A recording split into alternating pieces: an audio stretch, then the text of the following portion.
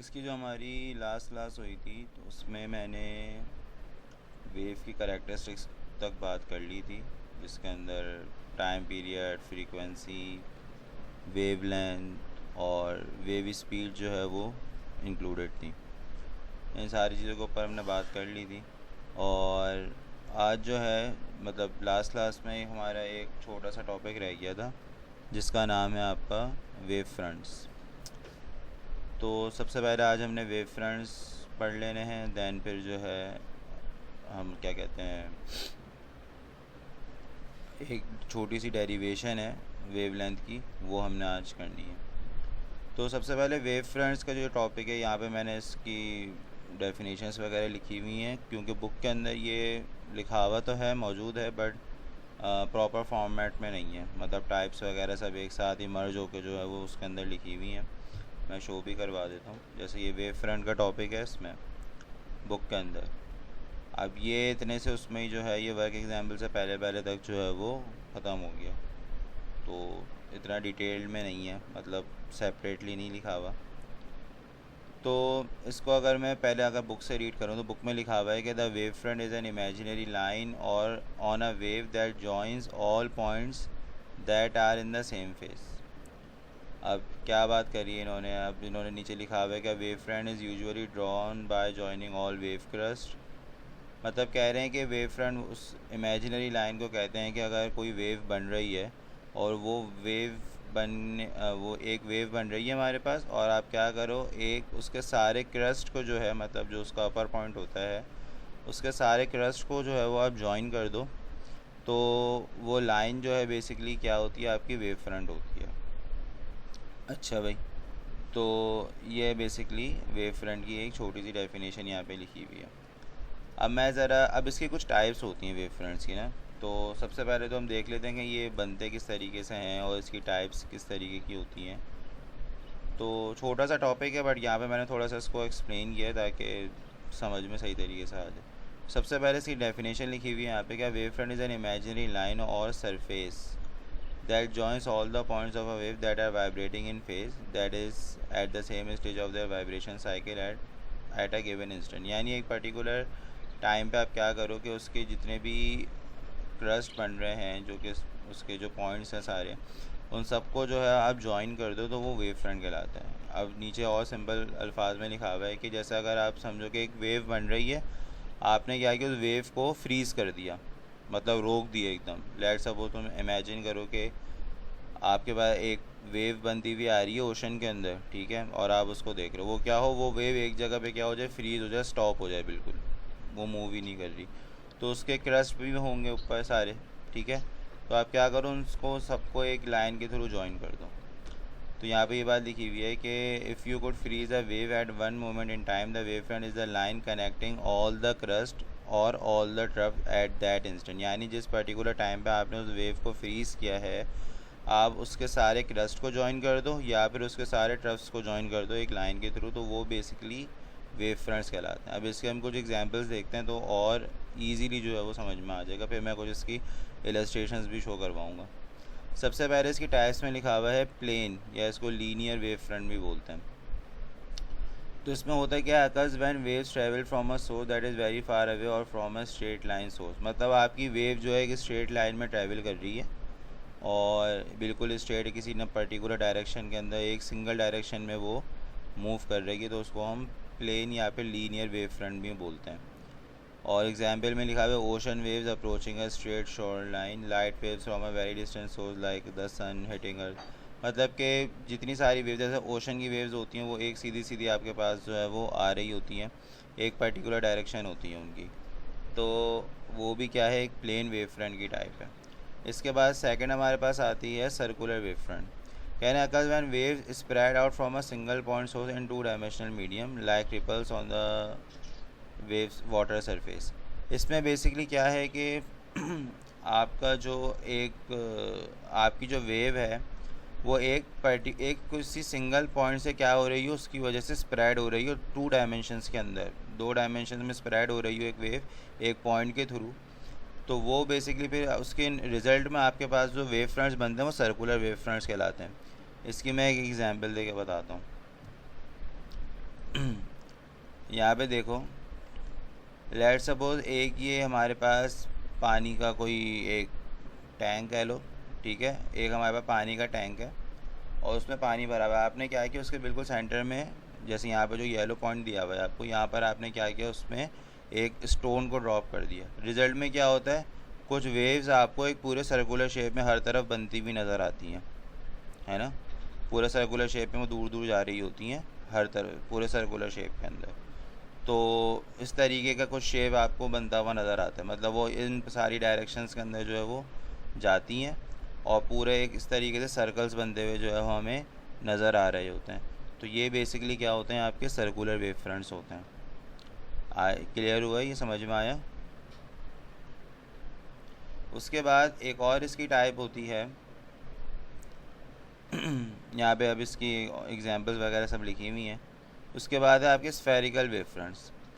Can occurs when wave speed spread out from a point source in 3 dimension. अब वो ये किसी point source से आपकी वेव आ रही है और वो स्प्रेड हो जाए 3 डायमेंशंस के अंदर, तो फिर वो, क्योंकि स्फेयर जो होता है आपका वो 3 डायमेंशनल शेप होता है, तो 3 डायमेंशंस में आपकी वो स्प्रेड हो जाए तो वो क्या है आपके, वो एक आपका स्फेरिकल वेव फ्रंट्स कहलाएगा।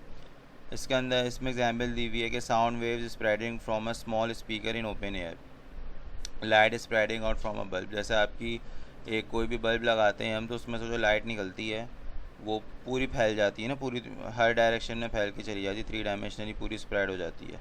तो ये इसकी एग्जांपल है। या फिर आपका जो स्पीकर से आपकी साउंड प्रोड्यूस हो रही होती है तो वो भी पूरी स्पीकर से निकल के पूरी फैल जाती है। तो ये आपकी स्फेरिकल वेव फ्रंट्स की टाइप्स होती हैं। इस यहाँ पे जो है इसकी एक तो ये आपके पास सर्कुलर वेव फ्रंट आ गया। उसके बाद यहाँ पे कुछ एग्जांपल्स यहाँ पे दी हुई हैं, इलस्ट्रेशन शो कराई हुई हैं। ये आपके पास स्फेरिकल वेव फ्रंट है बेसिकली। यहाँ पे जो आया हुआ है कि एक पॉइंट सोर्स है, उसके करीब करीब ये जो सारे वेव, ये जो रेड लाइंस बनी हुई ना, ये कहलाती है रे उसको कहते हैं कि जिस डायरेक्शन में आपकी वेव ट्रैवल कर रही होती है, ठीक है। और इसको साइड में जो आपकी लाइंस बनी हुई हैं सर्कुलर शेप के स्फेरिकल फॉर्म में, ये सारी क्या हैं, स्फेरिकल वेव फ्रंट्स हैं कि पूरी जो है वो फैलती हुई आपकी जा रही है, ठीक है। ये हमारी एक पॉइंट सोर्स है, यहाँ से पूरी ये वेव जो है वो ट्रैवल करती हुई आपकी जा रही है, स्प्रेड होती हुई जा रही है। और जिस डायरेक्शन में जा रही है ये रेड लाइन से शो किया हुआ, जिसको हम क्या बोलते हैं, रे बोलते हैं। और ये एक हमारे पास प्लेन वेव फ्रंट्स हैं। अब होगा क्या, ये जब आपकी स्फेरिकल वेव फ्रंट्स आपके अपनी पॉइंट सोर्स से बहुत दूर चले जाते हैं, मतलब पहली जो इमेज दी हुई है यहाँ पे, इसमें तो सोर्स के करीब है ना। जब ये सोर्स से काफ़ी दूर चले जाएंगे तो फिर क्या, ये बिल्कुल स्ट्रेट लाइन में आ जाते हैं, मतलब ये स्फेरिकल शेप ख़त्म हो जाता है इनका, और फिर ये प्लेन वेव फ्रंट्स बन जाते हैं बेसिकली। तो ये प्लेन वेव फ्रंट्स इस तरीके से होते हैं बिल्कुल स्ट्रेट, क्योंकि ये आपकी जो वेव होती है वो क्या हो रही होती है कि स्ट्रेट लाइन में ट्रैवल कर रही होती है। तो स्फेरिकल वेव फ्रंट भी जब अपनी सोर्स से बहुत दूर चले जाते हैं तो वो फिर प्लेन वेव फ्रंट्स की फॉर्म में आ जाते हैं, ठीक है। अब यहाँ पे जो है वो सारी कहानियाँ लिखी हुई हैं। एक रूल यहाँ पे लिखा हुआ है कि the direction the waves moves, मतलब वही बात जो मैंने बताई थी कि जिस डायरेक्शन में आपकी वेव मूव कर रही होती है वो आपकी रे कहलाती है। और इसके अंदर और आपके वेव फ्रंट के अंदर जो एंगल बनता है वो 90 डिग्री का एंगल जो है वो बन रहा होता है, ठीक है। तो ये एक छोटा सा टॉपिक था वेव फ्रंट्स का। इसकी 3 टाइप्स होती हैं जो हमने पढ़ी, प्लेन, एक सर्कुलर और एक स्फेरिकल वेव फ्रंट्स, ठीक है। तो ये सारी चीज़ें, इसकी डेफिनेशंस वगैरह मैंने अलग करके डॉक्यूमेंट में इंक्लूड करी हुई हैं, क्योंकि बुक में जैसे मैंने दिखाया कि ये देखो बस इतना लिखा हुआ है। अब इसमें से आप स्फेरिकल वेव फ्रंट, सर्कुलर वगैरह सब आपको अलग करना पड़ेगा ढूंढ ढूंढ के, और बिल्कुल ज़्यादा डिटेल में भी नहीं लिखा हुआ, तो वो सारा डॉक्यूमेंट में मैंने इंक्लूड कर दिया, ठीक है। तो ये हमारा वेव फ्रंट्स का टॉपिक था। उसके बाद मैंने एक चीज़ बताई थी कि हमें एक छोटी सी डेरिवेशन करनी है, और वो डेरिवेशन में ज़रा यहाँ पे नाम मैंने इसका लिखा हुआ है कि relationship between wavelength, frequency and speed. ये सारी बातें हमने पहले पिछली क्लास के अंदर कर ली थी कि वेवलेंथ क्या होती है, फ्रीक्वेंसी क्या होती है, स्पीड तो हमें पता ही है, जिस स्पीड से आपकी वेव ट्रैवल कर रही होगी वो उसकी स्पीड कहलाएगी। अब इसकी जो एक डेरिवेशन है छोटी सी, जो कि पेपर पॉइंट ऑफ व्यू से काफ़ी इम्पोर्टेंट है, और डेरिवेशन चूँकि हमें प्रॉपर तरीके से सॉल्व करनी होती है, तो इसको ज़रा मैं पहले सॉल्व करवा देता हूँ, फिर हम आगे चलते हैं। अच्छा जी, तो इसका मैं यहाँ पे ज़रा क्वेश्चन लिख के दिखा दूँ ताकि तुम्हें आइडिया हो जाए पेपर में किस तरीके से ये पूछते हैं। वो तो खैर मैं एक अलग से उस पर क्लास भी रखूँगा, क्वेश्चंस जो होते हैं सारे के सारे, बट अभी फ़िलहाल जो टॉपिक मैं पढ़ा रहा हूँ तो उसके अकॉर्डिंग मैं कुछ क्वेश्चंस बता देता हूँ। पेपर में ज़्यादातर ये इस तरीके से आती है, prove v is equals to F lambda, इस तरीके से दिया जाता है। या इसके और भी तरीके होते हैं पूछने के आपको कंफ्यूज करने के लिए, जैसे इसमें आपको ऐसे भी बोल सकते हैं कि lambda is equals to v multiply by T, ऐसे भी पूछ सकते हैं। डेरिवेशन सेम है, पूछने का तरीका अलग है। या डायरेक्शन आपको वर्डिंग दे देंगे कि show the relationship between wavelength and speed, या वेवलेंथ फ्रीक्वेंसी एंड स्पीड, मतलब वही बात है कि टॉपिक तो वही है, क्वेश्चन वही है, आपको बस आपके कॉन्सेप्ट चेक करने के लिए डिफरेंट तरीक़ों से जो है वो आपसे पूछ लेते हैं। ठीक है, तो सबसे पहली चीज़ तो ये कि अक्सर इसके अंदर जो है वो वेव स्पीड या वेवलेंथ वगैरह की डेफिनेशन पूछ लेते हैं। मैं यहाँ पे फ़िलहाल वेव स्पीड की डेफिनेशन लिख रहा हूँ। अब पेपर के अंदर आपने डेफिनेशन नहीं लिखनी होती अनटिल और अनलेस आपको जो है बोले ना, मतलब अक्सर होता है ना किसी छोटी सी डेरिवेशन के साथ कोई डेफिनेशन इंक्लूड कर देते हैं कि इसको डिफ़ाइन करें, या मैं जैसे बोलता हूँ define wavelength and prove that v is equals to F lambda. तो ये बेसिकली आपकी क्या है, आपको कोई ना कोई डेफिनेशन इंक्लूड कर देता है। अब डेफिनेशन आपकी जो है यहाँ पर इसकी लिखी हुई है वेव स्पीड की, कि it is a speed at which a wave travels in, बहुत ही सिंपल सी बात है भाई।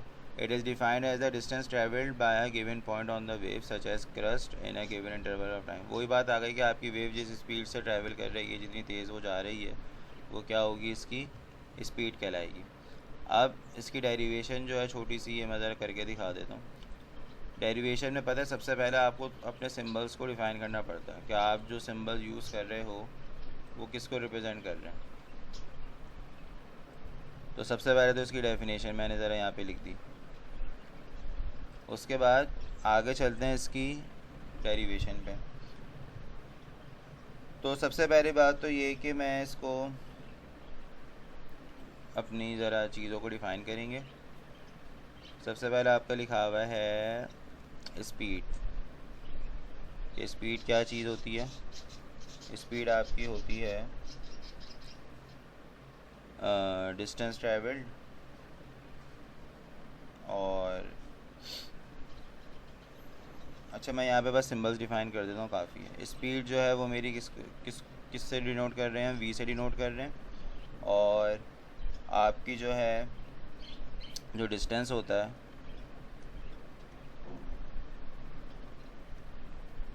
डिस्टेंस ट्रैवल्ड, वेव के केस में इसको किससे लिखा जाता है, लैम्डा से लिखा जाता है, जो वेवलेंथ होती है, या डिस्टेंस ट्रैवल्ड बोल दें। और आपका जो टाइम है, जितना टाइम आपको लग रहा है, उसको हम कैपिटल D से लिखते हैं, टाइम पीरियड हम उसको बोल देते हैं। तो ये तीन सिंबल्स आपके आ गए कि ये जो आपकी उसमें डेरिवेशन के अंदर जो है वो यूज़ होंगे। अब as per the definition of speed या वेव स्पीड, आपकी जो यहाँ पे मैं लिख देता हूँ सबसे पहले तो कि speed is equals to distance travelled upon time taken. जो आपकी स्पीड की डेफिनेशन होती है, कितना डिस्टेंस आपने ट्रैवल किया एक पर्टिकुलर टाइम के अंदर। तो ये आपके पास स्पीड का फॉर्मूला आ गया वर्डिंग्स की फॉर्म में। अब इसको मैं अपने सिंबल से क्या करूँगा, रिप्लेस कर दूँगा।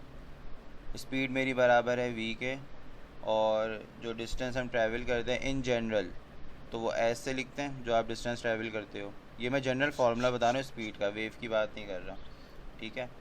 तो और नीचे जो टाइम होता है हम उसको स्मॉल टी से लिखते हैं, जो जनरल हम फिज़िक्स के अंदर फार्मूला पढ़ते हैं। अब मैंने इसको अपने हिसाब से चेंज करना है। कैसे, मैं यहाँ पे लिख देता हूँ साइड में, या कहीं पे भी आप साइड में मेंशन कर देते हो कि एस जो है वो मेरा बराबर है किसके, लैम्डा के, जो मेरा डिस्टेंस है, और जो मेरा टाइम है वो किसके बराबर है, कैपिटल टी के बराबर है। अब हम अपने इस फॉर्मूले के अंदर ये चेंजेस कर देंगे। स्पीड तो वही रहेगी v, एस की जगह पर आपका आ जाएगा लैम्डा, और टी की जगह पर आपका आ जाएगा कैपिटल टी। ठीक है, इसके बाद जो है मैंने पिछली क्लास में बताया था कि आपके जो, इसको हम इस तरीके से भी लिख सकते हैं, v is equals to 1/t multiply by lambda. मैंने 1/t अलग कर दिया। अब मैंने आपको पिछली क्लासेस में भी बताया था कि फ्रीक्वेंसी और टाइम पीरियड एक दूसरे के क्या होते हैं, रेसिप्रोकल होता है। तो फ्रीक्वेंसी जो है ना वो आपकी बराबर होती है किसके, 1/t के। तो इस 1/t की जगह पे मैं क्या लिख सकता हूँ, फ्रीक्वेंसी पुट कर सकता हूँ, और ये जो लैम्डा है वो अपनी जगह पे। तो ये v is equals to F lambda, ये जो मेरी इक्वेशन थी मेरी प्रूव हो गई आसानी से।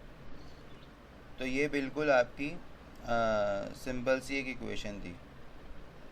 ठीक है, अब पेपर के अंदर आपको क्या कह सकते हैं,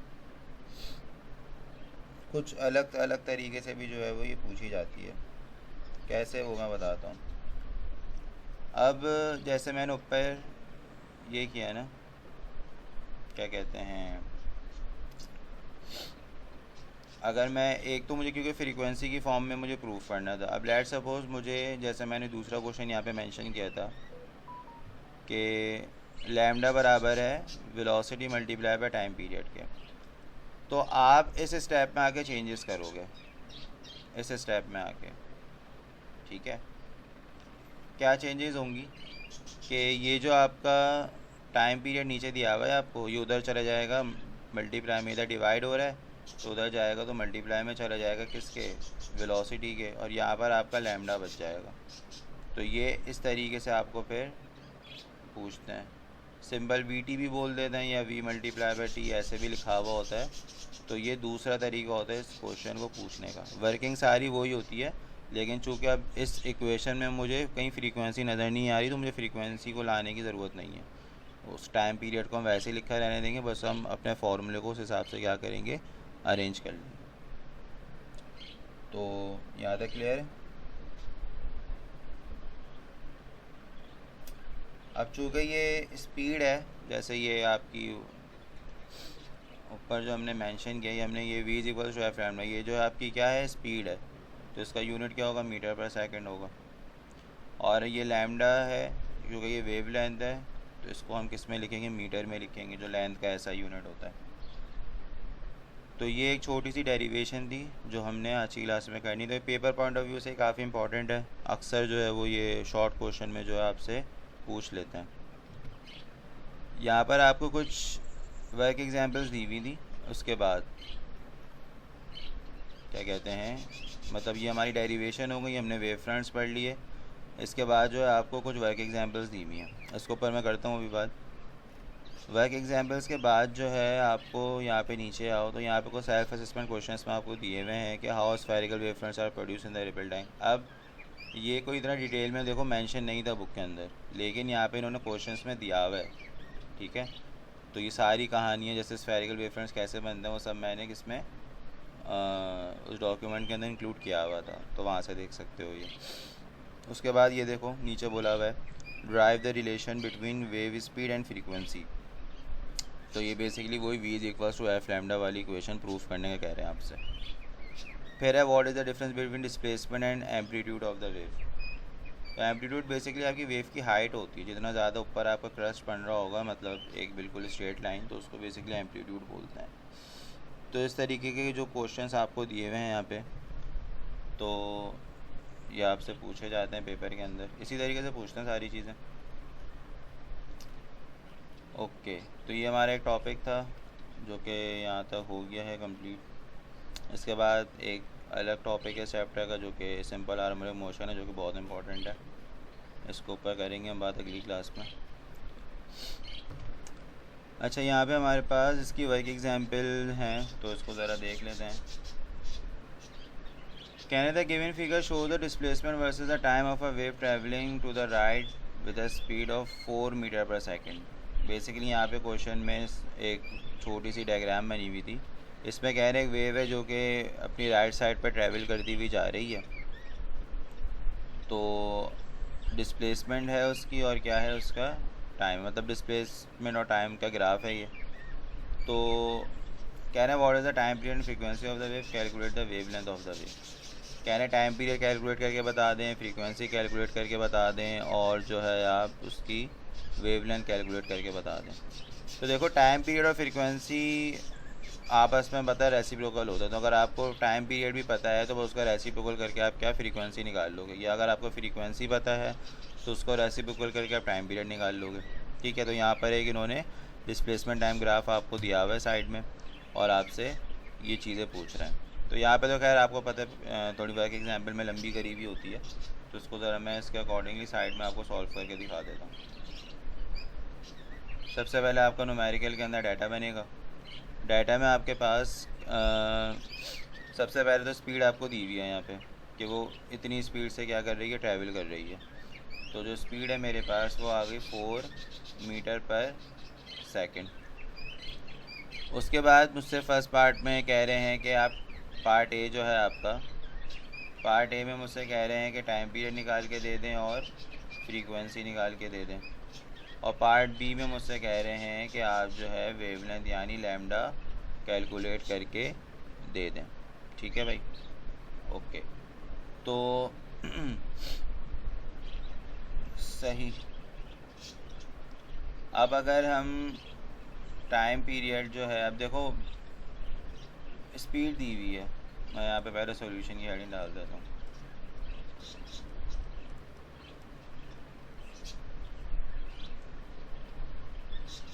ओके, तो सॉल्यूशन में अगर मैं पार्ट ए की बात करूँ, अगर मुझे टाइम पीरियड निकालना है, ठीक है, तो टाइम पीरियड इन्होंने यहाँ पे देखो from the graph t is equal to 0.4 seconds ये इन्होंने पुट करा हुआ है।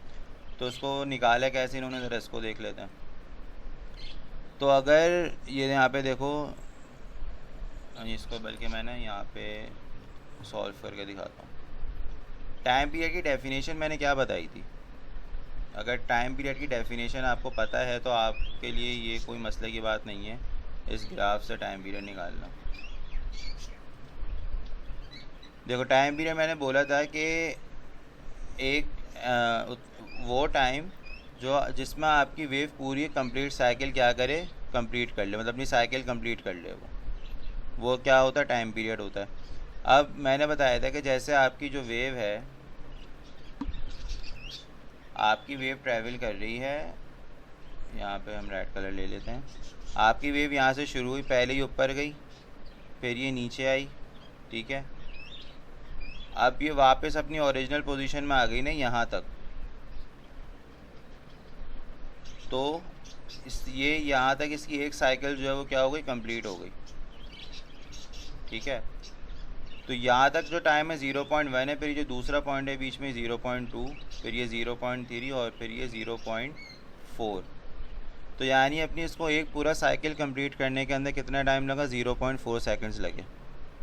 ठीक है, तो इसलिए इन्होंने डायरेक्टली ग्राफ से उनका टाइम पीरियड निकाल लिया। अब अगर आपको ग्राफ नहीं देंगे तो उसके अकॉर्डिंग आपको कोई दूसरा डाटा दे दिया जाएगा ताकि आप सॉल्व कर सको। ठीक है, तो यहाँ पर हम भी ऐसे ही लिख देते हैं कि फ्रॉम द ग्राफ, क्योंकि हम डायरेक्टली ग्राफ से निकाल लेंगे, कोई सॉल्यूशन हमें करने की ज़रूरत नहीं है। तो from the graph time period हमारे किसके बराबर है भाई, 0.4 सेकंड्स के बराबर है। अब दूसरी बात आती है आपकी फ्रीक्वेंसी की। मैंने बताया था कोई एक चीज़ निकल कर आ जाए, टाइम पीरियड या फ्रीक्वेंसी, तो आप दूसरी चीज़ आराम से निकाल लेंगे। फ्रीक्वेंसी आपकी बराबर होती है 1/t के, यहाँ पर आप t की वैल्यू पुट कर दो 0.4। अब आप इसको अपने कैलकुलेटर से डिवाइड कराओगे, आपका जो है वो आंसर आ जाएगा, और आंसर आएगा आपका 2.5। और फ्रीक्वेंसी का यूनिट्स होता है हर्ट्ज़, शॉर्ट फॉर्म में HZ लिखते हैं। तो ये हमारा फर्स्ट पार्ट इसका सॉल्व हो गया, जिसके अंदर हमने टाइम पीरियड और फ्रीक्वेंसी निकालनी थी। पार्ट भी बड़ा आसान है, हमें वेवलेंथ निकालनी है। हमें पता है अभी हमने ऊपर डेरिवेशन करी थी ना इसकी, देखो ऐसे भी निकाल सकते हैं, इस फॉर्मूले से भी निकाल सकते हैं और इस फॉर्मूले से भी निकाल सकते हैं। लैम्डा बराबर है v मल्टीप्लाई बाई टी के, क्योंकि हमें टी पता है ना। हाँ, अगर मुझे टी नहीं पता तो फिर मैं इसी फॉर्मूले से निकालूंगा। अगर आप इस फॉर्मूले से निकालने जा रहे हो तो ये बराबर होगा v अपॉन एफ के। फ्रीक्वेंसी से मल्टीप्लाई हो रही है, उधर जाके डिवाइड हो जाएगी। या फिर आप जो दूसरा फॉर्मूला इस्तेमाल कर सकते हो वो फिर ये है कि v multiply by time period. दोनों फॉर्मूले इस्तेमाल कर सकते हो। तो अभी फ़िलहाल हमारे केस में मुझे दूसरा वाला ज़्यादा सही लग रहा है। तो वेलोसिटी मेरी बराबर थी 4 के, टाइम पीरियड मेरा बराबर था 0.4 के। इसको मल्टीप्लाई कराएंगे तो हमारा आंसर क्या आ रहा है भाई, 1.6 आएगा। ठीक है, तो लैम्डा मेरा बराबर आ गया 1.6 और यूनिट इसका होगा मीटर, चूँकि ये क्या है, वेवलेंथ है। क्लियर हो गई है वर्क एग्जाम्पल। उसके बाद है हमारे पास दूसरी भी डिस्कस कर लेते हैं साथ साथ। इसमें कह रहे हैं fisherman notices that his boat is moving up and down regularly due to waves on the surface of the water, takes 4 second for the boat to travel from the highest to the lowest point. इसका मतलब ये क्या दिया हुआ है, हमें time period दिया हुआ है कि हाईएस्ट पॉइंट से लोएस्ट पॉइंट तक पूरा जो साइकिल कंप्लीट होने में उसको कितना टाइम लग रहा है, 4 सेकंड्स लग रहे हैं। फॉर द बोट, चलो ये पढ़ लिया मैंने। कह रहा है टोटल डिस्टेंस ऑफ 3 मीटर, यानी the fisherman sees that the wave crest space 8 metre apart. अच्छा भाई, पहले पार्ट में मुझे what is the period, frequency, amplitude and wavelength of the waves. In short काफ़ी सारी चीज़ें आपको इसके अंदर ही दी हुई हैं अगर देखा जाए तो यहाँ पे हम इसको मैं इसी में बता देता हूँ क्या क्या दिया। वर्डिंग लिखने की कोई नीड नहीं होती न्यूमेरिकल में, मैंने पहले ही बताया। डाटा कैरिंग डाल के बस आपने अपना डाटा बनाना है, फिर सारा सोल्यूशन करना है। तो यहाँ पे देखो t is the time to move from the highest point to the lowest point. Highest point क्या करा हुआ है इन्होंने, उसमें वर्डिंग लिखी हुई है, यहाँ पे सॉल्यूशन हुआ हुआ है। तो आपका क्या कहते हैं यहाँ पे क्वेश्चन में मेंशन था कि the fisherman sees that the wave crest are space, यानी दो क्रस्ट के दरमियान जो जितना फासला है वो 8 मीटर का फासला है। ठीक है, तो आपको वेवलेंथ क्वेश्चन में ही दी हुई है जो कि 8 मीटर है। ठीक हो गई बात।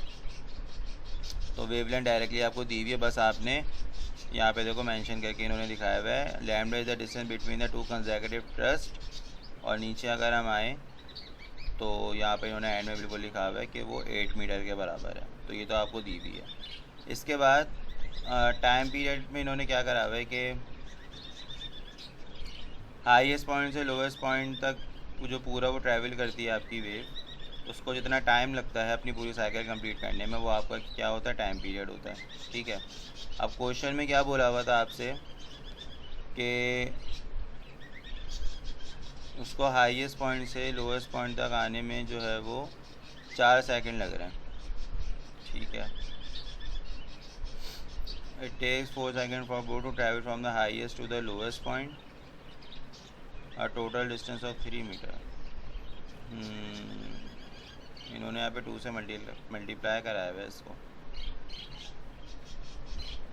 ठीक है, ये बेसिकली ये कहना चाह रहे हैं जो 2 से मल्टीप्लाई कराया हुआ है इस वजह से कराया हुआ है कि हाईएस्ट पॉइंट से लोएस्ट पॉइंट तक जाने के लिए उसको जो जितना टाइम लग रहा है वो 4 सेकंड का लग रहा है। अब मैं यहाँ पे आपको ये ड्रॉ करके दिखाता हूँ कि आपकी वेव जो है वो बनना शुरू हुई, यहाँ से बनना शुरू हुई, वो पहले हाईएस्ट पॉइंट तक गई, फिर वो अपने लोएस्ट पॉइंट पे आई। ठीक है, तो इसमें उसको अगर 4 सेकंड लग रहे हैं, फिर वो दोबारा भी तो ऊपर आएगी ना, दोबारा अपनी ओरिजिनल पोजीशन पे भी आएगी। तो बेसिकली उसको उतना ही टाइम और लगेगा। लोवेस्ट पॉइंट तक जाने के लिए 4 सेकंड लग रहे हैं, फिर दोबारा अपनी ओरिजिनल पोजीशन पे आएगी तो उसको उतना ही टाइम मज़ीद लगेगा। तो इसलिए उसका डबल टाइम लगेगा बेसिकली। तो जो टाइम पीरियड मतलब जो नीचे जाने तक का जो टाइम है उतना ही टाइम उसको ऊपर आते हुए भी लगेगा। तो 4 + 4 बेसिकली 8 सेकंड हो जाएंगे आपके। इसीलिए यहाँ पे टाइम पीरियड को 2 से मल्टीप्लाई कराया हुआ है, तो ये आपका पूरा टाइम पीरियड निकल कर आएगा 8 सेकेंड। तो टाइम पीरियड निकल कर आ गया, इसी को रेसिप्रोकल कर देंगे। यहाँ पे इन्होंने मिसप्रिंट किया हुआ है, ये 80 नहीं होगा, ये 8.0 होगा, क्योंकि टाइम पीरियड ऊपर 8.0 आया है। तो फ्रीक्वेंसी निकालने के लिए टाइम पीरियड को रेसिप्रोकल कर देंगे। तो ये आपका क्या आ गया, 3 चीज़ें तो हमारी आ गई, वेवलेंथ पता चल गई, टाइम पीरियड पता चल गया और फ्रीक्वेंसी पता चल गई। और इन्होंने एक और चीज़ भी पूछी हुई है, ये कहाँ पूछा हुआ है, how fast are the waves moving, तो अलग है। टाइम पीरियड निकालना था, फ्रीक्वेंसी आ गई, वेवलेंथ आ गई, एम्पलीट्यूड पूछा हुआ है। एम्पलीट्यूड बेसिकली क्या होता है, आपकी वेव की हाइट होती है ना, देखा जाए तो highest to the lowest point, सही है। यहाँ पे इन्होंने क्या लिखा हुआ है कि A is the half, 1/2 of displacement, ठीक हो गया। इसमें इन्होंने जो एम्पलीट्यूड निकाला हुआ है ना, जैसे यहाँ पे जो मैंने वेव बनाई, अब ये जो हाइट पे गई है आपकी, कह रहे हैं आपका हाईएस्ट पॉइंट से लोवेस्ट पॉइंट तक जाने के लिए जो डिस्टेंस है ना, ये 3 मीटर का है बेसिकली। ये पूरा, ये आपकी जो वेव आई है हाईएस्ट पॉइंट पे गई, फिर लोवेस्ट पॉइंट पे आई, तो आपकी जो वेव एम्पलीट्यूड होता है ना, वो बेसिकली आपकी हाइट होती है, जितना ऊपर आपकी वेव जाएगी। तो पूरा हाईएस्ट से लोवेस्ट तक आने के लिए जो तो 3 मीटर है, उन्होंने खुद क्वेश्चन में बोल दिया। तो अगर मुझे एम्पलीट्यूड निकालना है, वो सिर्फ ऊपर वाला पार्ट होगा, यानी जितनी ऊपर तक गई है मेरी वेव, तो वो आपका ये पूरा हाफ होगा इसका, यहाँ तक आ रहा है ना ये बेसिकली। तो 1.5 मीटर नीचे होगा, 1.5 मीटर ऊपर होगा। तो आपकी जो वेव जितनी ऊपर तक गई है, जो उसने जो हाइट अपनी कवर करी है, वो 1.5 मीटर की करी है। तो जो आपका एम्पलीट्यूड है, इसीलिए यहाँ पे एम्पलीट्यूड को इन्होंने ए से शो किया हुआ है, और आपका ये कितना आया हुआ है 1.5 मीटर्स, उसको 2 से डिवाइड करा दिया इन्होंने, क्योंकि वो उसका क्या होता है, हाफ होता है। ठीक है, तो ये 4 चीज़ें बतानी थी उसमें पहले पार्ट के अंदर। पार्ट बी में आपसे जो है वो वेव स्पीड पूछ रहे हैं।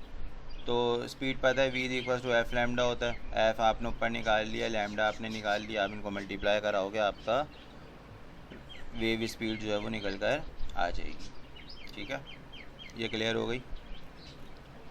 तो यही 2 एग्जांपल्स ही थी आपकी। तो ये हमारा वेव्स का जो स्टार्टिंग का पार्ट था हमारा, सारा वेव से रिलेटेड जितनी सारी बातें थी, बेसिक बातें थी, वो सारी हमने जो है वो कवर अप कर ली आज की क्लास के अंदर।